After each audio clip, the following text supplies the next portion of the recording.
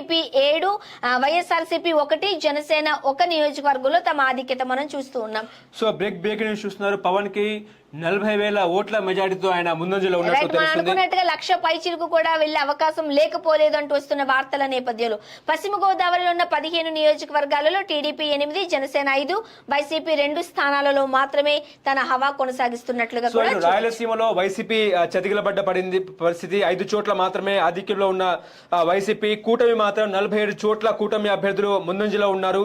So overall గా చూసుకుంటే ఉమ్మడి నెల్లూరు జిల్లాలో కూటమి అభ్యర్థులు లీడ్ లో ఉన్న పరిస్థితి. రికార్డులు బద్దలు కొడుతున్న కూటమి అభ్యర్థులనే చెప్పుకోవచ్చు. ఎందుకంటే అసలు ఎప్పుడు లేని విధంగా ఈసారి మాత్రం టీడీపీ కూటమి 158 సీట్లలో ఆధిక్యంలో ఉన్న పరిస్థితి. సో టీడీపీ 132 సీట్లు, జనసేన 19, బీజేపీ 7 స్థానాల్లో ఆధిక్యంలో ఉన్న పరిస్థితి. వైఎస్ఆర్సీపీ కేవలం 16 స్థానాల్లోనే ఆధిక్యంలో ఉన్న పరిస్థితి. కనీసం ప్రతిపక్ష హోదా కూడా దక్కేటట్టు కూడా మనకు కనిపించడం లేని పరిస్థితి. రైట్. రాయలసీమ